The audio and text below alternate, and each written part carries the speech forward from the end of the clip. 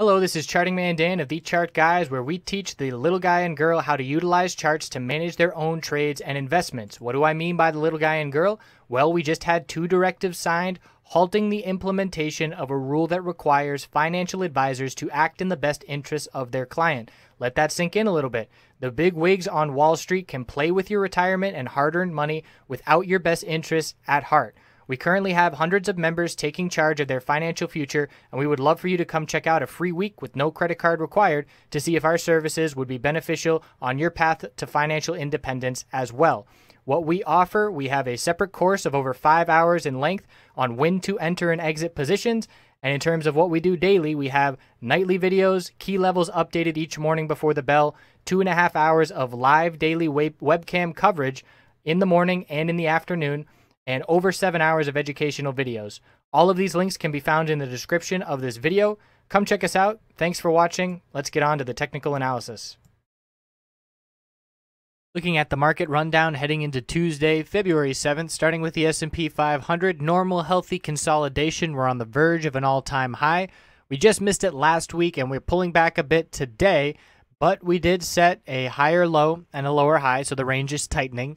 And we are watching the gap to fill. If we do pull back and break the low of today, tomorrow, the gap will fill at 2283.97.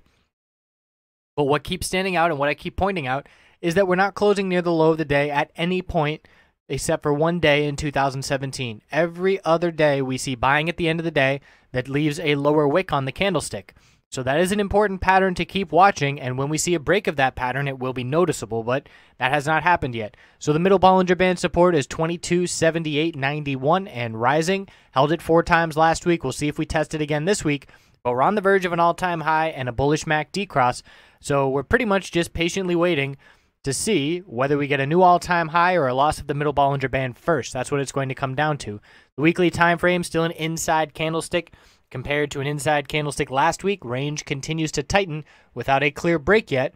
Looking at IWM, it's been the weakest of the 3. Very clearly still lower highs. We've got 1, 2, 3 lower highs, and we just hit the 4th one with the high of last week. So we do have higher lows as well, so we can see the range is very clearly tightened. And the range that I would be watching would be 134.49 support and 136.98 resistance. We can see that's a little consolidation higher low, and that's the high that we hit last week. Also on the verge of a bullish MACD cross here, and it's going to either we're going to keep rejecting back and forth between these Bollinger Bands as we have been for a month, or we're going to see a high volume breakout. But the way it's trading right now, no high volume breakout currently in sight. So keep a close eye on those Bollinger Bands. They do look to be expanding a little bit here, but certainly not significant. Bullish consolidation on the weekly time frame, no doubt about that. It's been contained and consolidation, and now we're seeing a move back to the upside, but we have to break 137.55. That's the goal for the bulls this week. That would show some strength and some conviction towards that all-time high. Otherwise, we are on the verge of a bearish MACD cross, and we need to keep an eye out for a potential TCG bear cross of these exponential moving averages. So still hanging on, but 137.55 key resistance. QQQ is still the leader, and it continues to show that with a close up near the high of the day, and we are currently 7 cents away from an all-time high.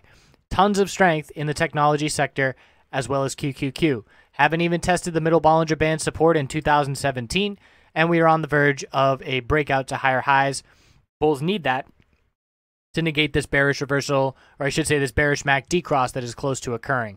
Weekly time frame still inside. Actually, I take that back. We had an inside candlestick last week, and today broke that by breaking the high of last week and seeing higher highs. So we've got the all-time high on deck. Bulls in full control of QQQ. Clearly the strongest name of the 3. S&P 500 is in the middle, and IWM is the weakest. And we'll see if QQQ new all-time high comes tomorrow. That will give some help to the S&P 500 bulls, and we will be watching this tightening range. All about that S&P 500 middle Bollinger Band support. I appreciate you watching. We'll check back in tomorrow. Have a fantastic night.